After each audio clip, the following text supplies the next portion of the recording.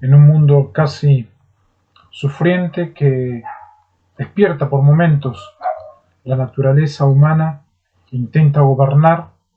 En esta noche voy a apoyar a aquellos humanos que siguen creyendo en la posibilidad de ser los gobernadores de cada perímetro natural en el mundo.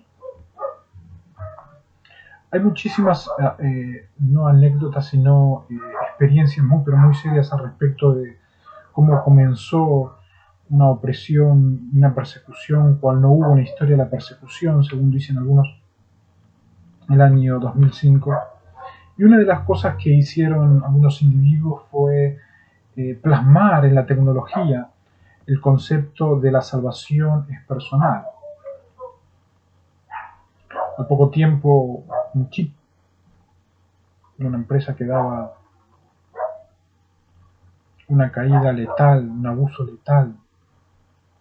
Posteriormente se llevaron ese chip. Después declararon de que habían sido usados. Y fue así como una empresa no pasó al estado público, porque hubo como una clase de perdón, ya que la intención estaba corroborada. Un presidente directamente que dijo fue todo totalmente manipulado, fue todo totalmente estudiado, y aquel chip de personal quedó en el olvido. Ojalá que no esté activo aquel chip. Todo comenzó cuando era niño y decían la salvación es personal, el siglo teocrático. Y no se cansaban de decir ese concepto, la salvación es personal, la salvación es personal. No hay posibilidad de ambivalencia o ambivalentes con respecto a la justicia de los cielos y que es aplicable aquí en la tierra. Voy a hablar brevemente algunos pensamientos teológicos acerca de la ambivalencia de la ley y cómo se sufre la ambivalencia en todos los sistemas judiciales y en los sistemas teológicos que pasan a ser referencia en base al canon natural. El diccionario español dice lo siguiente en base a la palabra ambivalente, que viene de ambos y de valente. Es un adjetivo que presenta dos interpretaciones o valores frecuentemente opuestos.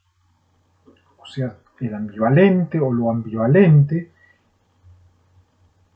son ambos valente, un adjetivo que presentan dos interpretaciones o valores frecuentemente opuestos. Recuerdo muy bien en mi etapa de instructor bíblico cuando me encontré con un hombre allí con estas letras y tuve una experiencia muy, muy interesante. Nunca imaginé lo que significaba esta palabra ambivalente. ¿Y qué significa ambivalencia en base a este concepto, según la Real Academia Española? Condición de ambivalente, o sea, alguien que presenta dos interpretaciones o valores que frecuentemente son opuestos, que no parecería ser uno. En psicología dice lo siguiente: estado de ánimo transitorio permanente en el que consisten dos emociones o sentimientos opuestos como el amor o el odio. Viene del término ambos y del término equivalencia o ambivalen, o a partir del término ambivalen. Entonces vemos que ambivalente y ambivalencia tienen que ver con estado de ánimos, con algo opuesto unos a otros de diferentes valores y con sentimientos opuestos como el amor o el odio. No es posible en la integridad del ser humano tener ambivalencia.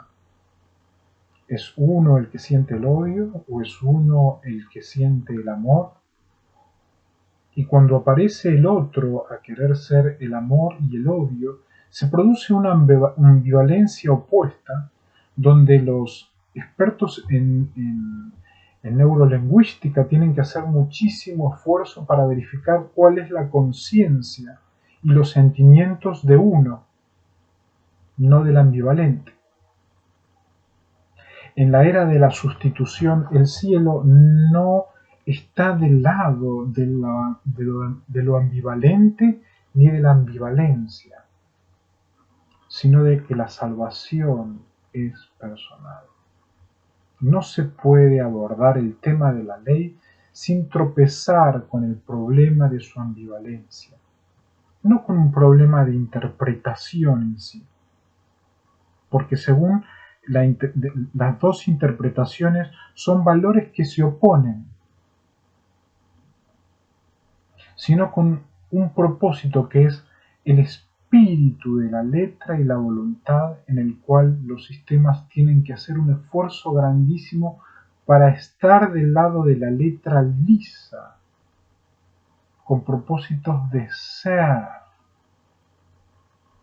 humanos, y quienes no reúnen requisitos, tener a los humanos como referente del peso de la ley, no de la ambivalencia, no de los huracanes en la cabeza, no de las señales de demonios, no de los diferentes chips, no de los diferentes nick, no de la cuenta con los numeritos cruzados, o las fisionomías parecidas, o el recuerdo de alguien que uno no sabe quién era, pero que portaría un documento de uno. La ambivalencia es algo que el cielo sufre muchísimo y en el cual la ley, quienes administran la ley natural, deberemos luchar muchísimo. Tanto en la esfera judicial como en lo moral o en lo religioso, la ambivalencia impregna el ámbito de la ley. ¿Pero en qué sentido? En su fundación de señalar el bien y el mal. Hay un ser y en ese ser hay una ambivalencia. Esa ambivalencia no puede estar, porque solamente debe prevalecer el bien. Y cuando prevalece el bien, es que el mal debe disminuir e irse. No hay posibilidad de hospedaje.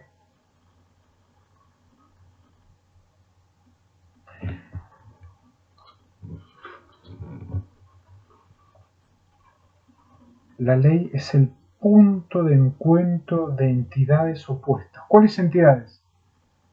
El ideal y la realidad. La coacción y la libertad. El derecho y el deber. Y por consiguiente, objetos constantes de referencia, discrepancia y litigio. No es posible sostener, mantener aquellos que dicen ser ideal, pero no son persona, ni persona real. No es posible mantener a logias que dicen ser administradores de robótica y son coacción y dejan a hombres en barrios, en diferentes lugares del mundo, solos, destruidos, absorbidos. No es posible la discrepancia y el litigio. Es hora de ser uno. Unit fue la palabra que durante todos estos años utilicé mientras gobernaba teocráticamente en North America. No Unite, no uno que fue unido, no. Unite. No hay posibilidades de discrepancia y litigio. Hay posibilidades de luchar para no tener ambivalencias y que la persona sea plenipersona, pleninatural, pleno, full, no de otro.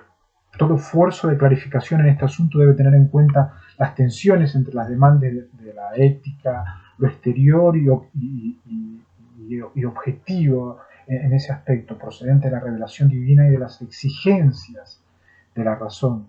Son las vivencias de índole personal marcadas por la subjetividad, las circunstancias y la experiencia espiritual de cada uno, donde la experiencia espiritual ya pasa a un segundo lugar y donde se evalúa cómo es natural el ser humano,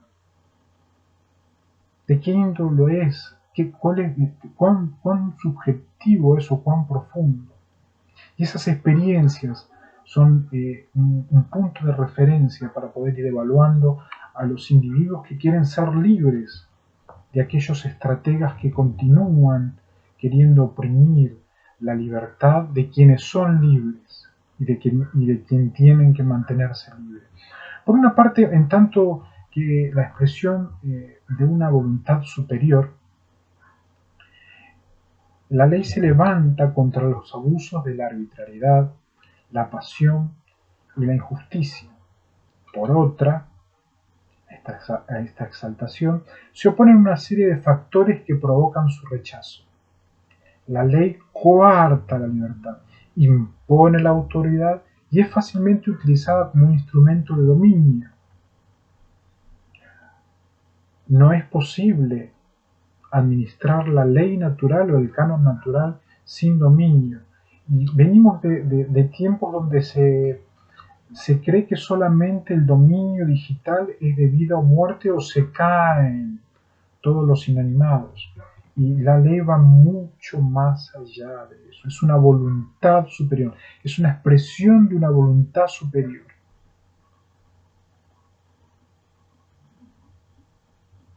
En fin, la ley es un arma que protege o daña según cómo se utilice. Nadie mejor que Pablo ha descrito las tensiones que plantea la ley de Dios en el ámbito de la sensibilidad moral.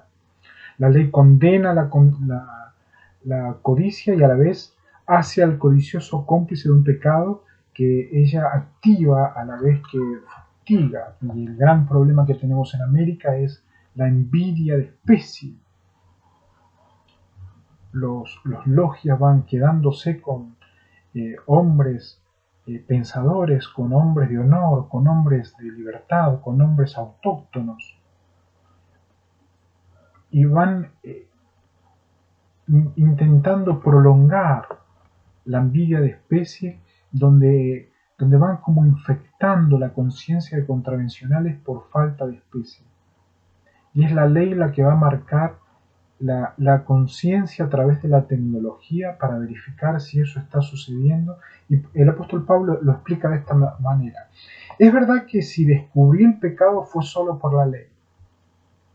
O sea que vamos a registrar, dirían los tecnológicos informáticos, qué es lo que sucede en cada actividad nacional. No estoy hablando de manera intercontinental, no, esto se aplica principalmente a nivel local, después a nivel perímetro específico, después donde cada estado tiene que tener, cada gobierno tiene que tener dónde están los peligros de la ley. El apóstol Pablo decía que descubrió el pecado por la ley. No entró nunca a convencionalidad el apóstol Pablo. No era de aquellos que espiaba por las noches o que hacía espionaje, sino que se estaba refiriendo a la ley de los 10 mandamientos, a los preceptos, a las normas, a una directiva natural. Yo realmente no sabía lo que podía ser un mal deseo hasta que la ley no dijo no tendrás malos deseos, según Éxodo 20:17. Entonces el pecado, tomando pie del mandamiento, provocó en mí toda clase de deseo, dice este autor mencionando Éxodo, el capítulo 20 y el versículo 17. De hecho, en ausencia de ley, el pecado está, por así decir, muerto, mientras que yo, antes, cuando no tenía ley, me sentía vivo, donde pareciera que la perfectibilidad de la ley sería el todo en la gracia y en la interpretación. No. El apóstol Pablo decía, a veces me encuentro con mi misma naturaleza de la ley, pero me siento esclavo y a veces me siento libre. Ya las señales estaban en aquel momento, ya los demonios querían tomarlo, ya querían hacerlo propietario del ambivalente y de la ambivalencia, ya querían ponerle otro valor, ya querían hacerle creer que el amor era el odio y el odio era el amor y que era otro el que había sentido el amor y que es uno el que odia y no el otro. La ley, la conciencia efímera y se enseñorean. La naturalidad. Por mucho tiempo iba al río de Quilmes y allí dejaba que corra el viento, muchísimo. Quería que se vaya, quería encontrarme con la naturaleza de la ley, que es lo que no quieren permitir en algunos que quieren la libertad, pero parecería que no se la merecería.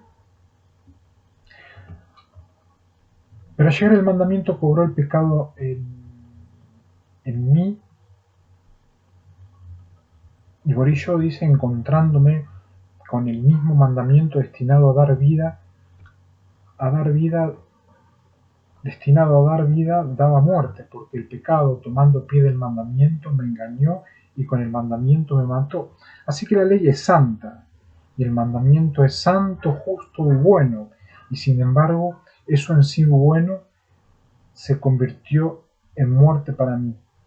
Y es que el pecado aparece como pecado, gracias al mandamiento que resalta al extremo la maldad del pecado, según Romanos capítulo 7, del versículo 7 al 11. La ley por un lado ilumina la conciencia y por otro es incapaz de purificarla, según el apóstol Pablo. Pero él menciona algunas palabras como buena, santa, en tanto que la revelación de la voluntad divina es terrible y desesperante por la dureza de sus exigencias y por la frustración que provoca en sus transgresores. La ley lleva su ambivalencia al límite, haciéndose a la vez amar como ideal de la conducta y a detestar por la dificultad que supone alcanzar ese ideal. No es posible prolongar los sistemas eléctricos donde la mente humana no soporta la ambivalencia.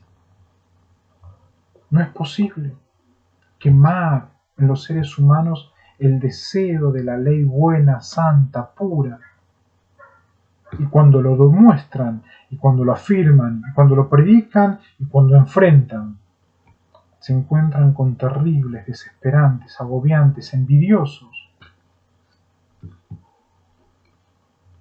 Y es allí donde maravillosas alumnas en Derecho, maravillosos y brillantes deportistas, alumnos en Derecho, se encuentran agobiados, con miedo, atónitos, arrinconados. Siento que estudiaron y defendieron que la ley es santa, buena y pura, y lo único que se animaron a hacer es enfrentar lo que significa estar del lado de la ley. Las explicaciones de Pablo se complican porque en ese tiempo se compartían al mismo tiempo dos actitudes extremas en sus contemporáneos frente a la ley: el nomismo y el anomismo. El nomismo, basado en el primado absoluto de la ley escrita, era la actitud farisea, que es allí donde se mueven lamentablemente los muchachos que fueron absorbidos por la Universidad 1088. Creyeron en la ley, estudiaron la ley. Es uno de los países donde estoy, es uno de los países con mejores leyes en el mundo. No obstante, la bruma de los fariseos, la invasión de los demonios, la organización de las logias, hizo que la mente vaya teniendo una actitud farisea donde, según estadísticas, personificaron Belcebú, donde tristemente hay que decir de que Pedro de Mendoza no era un criollo, no era ni siquiera un grillo que nadó, posiblemente de orígenes Belcebú. Y eso fue influyendo en la ley de nuestros jóvenes a lo largo de los tiempos y se fue creando uno mismo, la ambivalencia, el lo mismo, las señales, y hay que levantar, jóvenes de todo el mundo que estudian Derecho, la gracia, la ley y la identidad única. Dios mediante, si llego algún día a Facebook y se puede llegar a levantar esas chapas, luchar para que si uno se sacó una cuenta de usuario, nadie le saque la cuenta de usuario, ni nadie llegue a ser Usuriaga dentro de uno. Su ideal era sabio, capaz de apreciar las bondades de la ley y aplicarla a su conducta como camino de perfección. La Torá se prestaba a los riesgos del nomismo.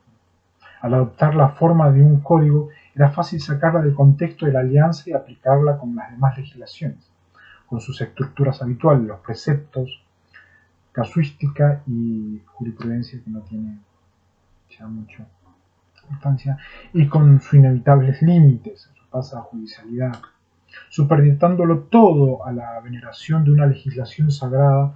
Sus depositarios acabaron con el tiempo canonizando sus propias interpretaciones. El extremo de la ley, donde el canon, el canon natural que deja de ser solamente canon espiritual, porque lo espiritual sigue siendo. El canon sigue siendo espiritual. Solamente lo que debemos trabajar todos aquellos que amamos la ley es no permitir ya más la prevalencia, la bruma de los conference y los federation, donde agobian a través de las logias de los demonios y que hacen que haya un extremo de todo, donde lamentablemente pareciera en nuestros perímetros, donde van buscando qué ciencia somos, cuál es nuestra especialidad, qué seremos, qué sabemos hacer bien, han quedado tan ambivalentes que no es posible tener una estructura de ley en todas las líneas de la ciencia que hacen a la gobernabilidad de cada país semi-normal. El anomismo de los paganos se encontraba en el extremo opuesto de esta actitud. El anomos es el anárquico, que vive al margen de la ley. Llegaron todas las mafias de Italia, no había ninguno vivo. Y las estadísticas dicen que la mayoría por estas latitudes querían ser como Al Capone, El Padrino, Nortandela, Santa Corona Unita y demás mafias que destruyeron totalmente el sistema americano y que han dejado mucho, pero mucho que desear por cada latitud y cada universitario 1088, como recuerdo. Al no ver en esta más que un código de obligaciones y prohibiciones ajenas a su cultura, las rechazaban de antemano los anómanos. Su espíritu libre se revela sin prestar atención a las ventajas de sus ordenanzas y sus promesas.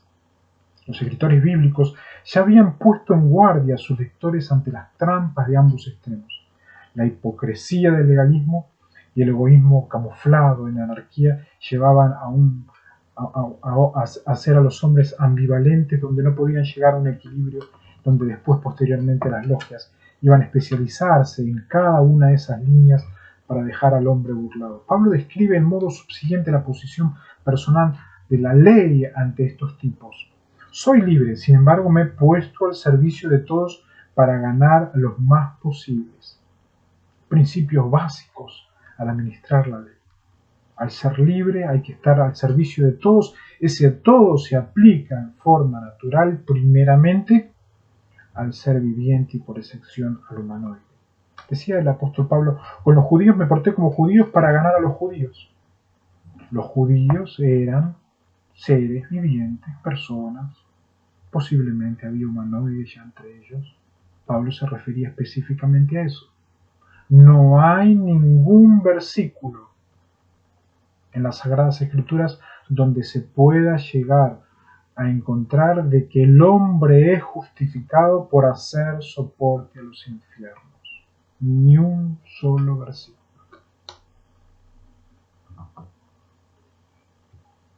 Con los que viven bajo la ley, decía el apóstol Pablo, upon nomon, como si estuviera bajo la ley, para ganar a los que viven bajo la ley. Muchísimos fueron falleciendo siendo soportes de infiernos donde creían que eso era ser la ley. En paz descansan muchísimos.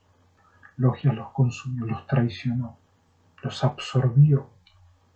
Es momento que cada abogado esté atento, cada juez esté atento para que no volvamos a ser usados por mafias nacionales, naturales, biológicos, seres vivientes inclusive, que diciendo que son la ley perimetral, abusan de la ley y solamente quieren el gozo de lo convencional.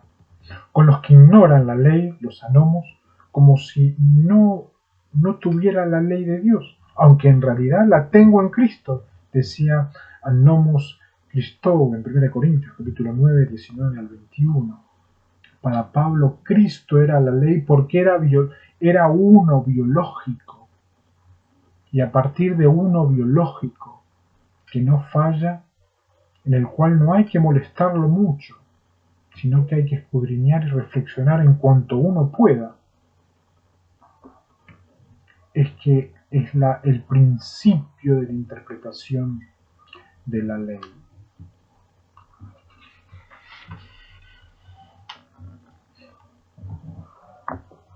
La ley actúa como aliada en la tarea de orientar y estructurar el deseo hacia las mejores opciones. Tiempos muy, pero muy delicados para aquellos gobiernos digitales que manejan tecnología. Se los encontró a la mayoría con miedo, se los encontró inoperando, se los encontró egoístas de sus propias fronteras, entendiendo de que el rey de ciencia estaba pidiendo auxilio.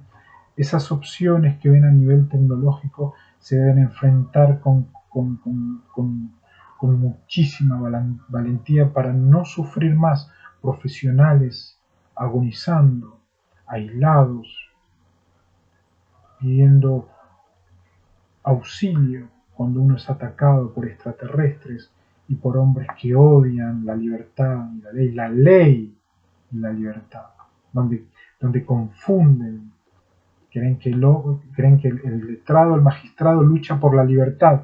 No lucho por la libertad de los que están presos y que el expediente dice de que están presos. No lucho por los secuestradores que simulan. Hoy están, mañana no están. No tienen libertad, no lucho por su libertad. Ya están presos en sí mismos. Insto a no confundirse. Pero sea como pauta que se impone o como ideal que atrae, en ambos casos la ley se afirma en su autoridad con imperativos que la voluntad tiene tendencia a rechazar. No hay lugar para ambivalencia. La ley rechaza aquello que es ambivalente, aquello que es opuesto, aquello que dice ese libro tiene un valor y ese libro tiene otro valor. Es igual la biblioteca, no es masónica, es igual.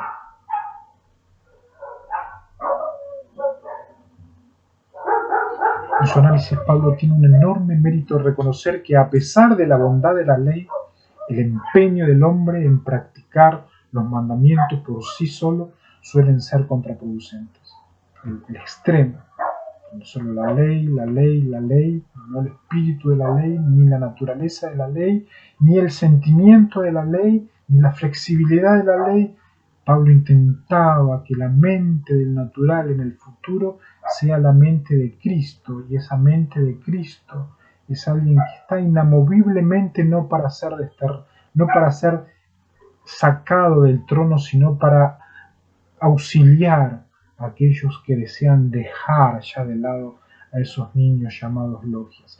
El mandamiento que debía llevarme a la vida, dice, resulta que me ha llevado a la muerte. Romanos el capítulo 7, el versículo 10. Muchísimos han sido condenados por robótica por creer que manipulaban para ayudar. Me terminaron de decir una vez en una localidad: nosotros fuimos los que gobernamos Estados Unidos. Nosotros conocemos a todos, ellos los gobernamos. Mi remoto, su remoto, el remoto de él. Venía a China, toma el remoto, yo me agarro el remoto, pone el remoto. Romanos el capítulo 7, el versículo 10 dice que el mandamiento tecnológico llegó en algún momento a un extremo que pareciera como que no tenía salida. El apóstol Pablo, al sentir un lado del extremo, la tecnología lleva a un extremo Es la ley en la cual hace que uno no sienta. Y es lo que tenemos que ir regulando.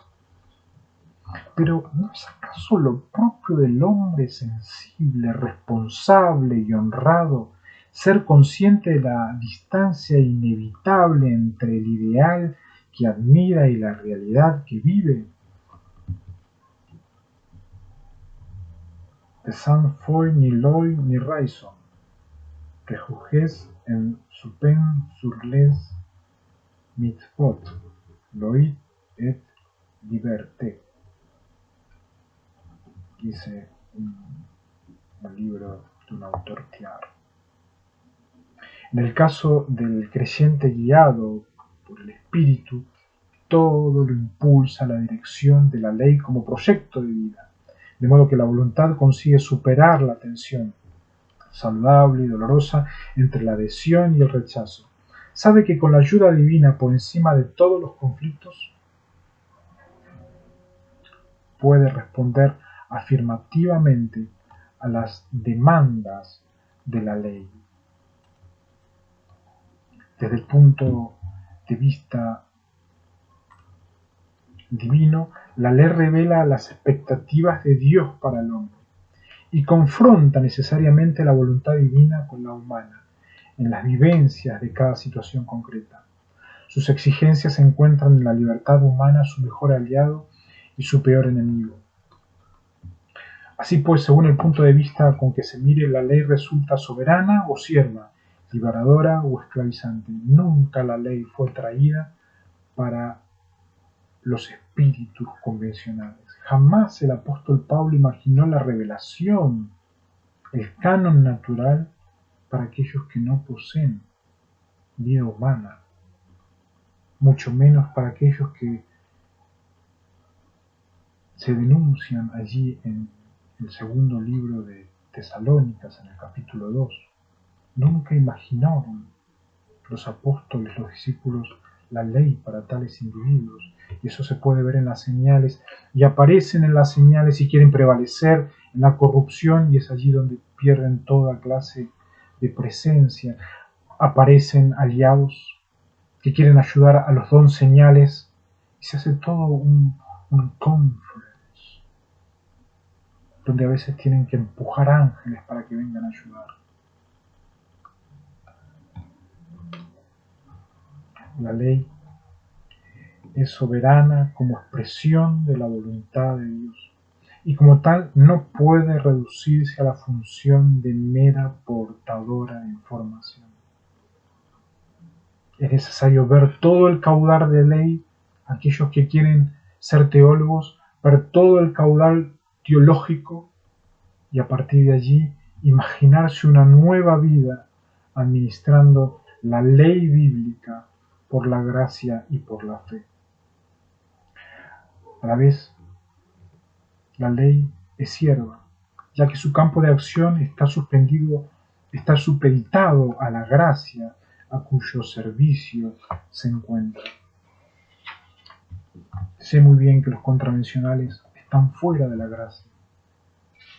Lamento muchísimo a los generacionales occidentales, que el padre tuvo que tomar decisiones extremas y quedaron entre fuegos aquí en América. Insto a hacer inspiración de la ley a los seres humanos. Hollywood defiende una premisa que es: creemos que hay un ser humano. No quiero ser el único ser humano. Quiero que haya más personas, quiero que haya más seres humanos, quiero que haya más estudiando para poder ser inspiración mínima. Quiero cuidar la mente de aquellos que desean la ley, la gracia, la interpretación, el espíritu del hombre en el planeta Tierra. Esta ambigüedad de la ley explica las sorprendentes declaraciones de Pablo acerca de su valor y sus límites. La ley puede ser al mismo tiempo dadora de la vida y a la vez la letra asesina. Dice Romanos capítulo 2, el versículo 28 y 29, que da miedo a veces mencionar ese libro que, de paso, el pontífice allí, el imperio papal, dijo: es tiempo de terminar con ese nombre, Romanos, y puso el Evangelio de Dios. No estoy mal, él fue el que propuso el Evangelio de Dios a Romanos para poder poner un punto final a lo que pasaba allí. La ley puede ser espiritual y provocadora del pecado, dice Romanos capítulo 7, versículo 7 al 13, y confirmadora por el Evangelio. Romanos capítulo 13, versículo 31, y superada con la llegada de la fe, dice Gálatas capítulo 3, el versículo 35. Ojalá que Miami ya esté haciendo algo al respecto para aquellos reformuladores de la fe. La estructura de la ley se basa en la ley, la gracia y la fe. No hay lugar alguno para que pueda alguien en este continente estafar la fe, la gracia en base a todo lo que ha pasado. Ignorar esta ambivalencia da lugar a numerosos malentendidos. La fidelidad de la escritura hay que mantenerla en la tensión entre las realidades opuestas y a la vez complementarias, y no hay que renunciar a ella ni siquiera con el fin de simplificar las explicaciones. Hay una ambivalencia que nunca va a fallar.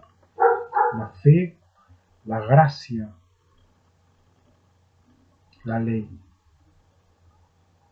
Aparecen por espíritus, aparecen por viento, aparecen por colores, aparecen por recuerdos, aparecen por sonidos, aparecen por voces diferentes dentro de conocidos, aparecen con manipulaciones de toda clase, con tecnología desde Venus, desde Marte, desde Columbus, donde también da muchísimo miedo y hay que ser fuertes. Hay una ley que no falla, hay una gracia que no falla, hay una fe que no falla. Porque en tanto que la expresión de la voluntad de Dios, la ley no puede ser abrogada en aras del Evangelio, ni perder un ápice de su autoridad ética. Pero solo la acción del Espíritu es capaz de respetar la libertad humana y a la vez atraerlas hacia el ideal que propone la ley. Quiero repetir este último pensamiento para terminar.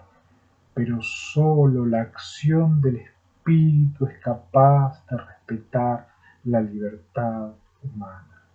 No podemos administrar la libertad si no hay espíritu humano. No podemos dejar a los seres humanos en medio de circuitos carcelíficos, porque necesitamos espíritu humano, no rehenes humanos, espíritu humano, para a partir de ahí entender y respetar la libertad humana civil. Y es allí que vamos a encontrar un mundo semimoderno, una sociedad semimoderna que va atrayendo hacia la ley. Y ese sistema de ley es que se va haciendo bienes de consumo para el ser humano. Corona de la creación.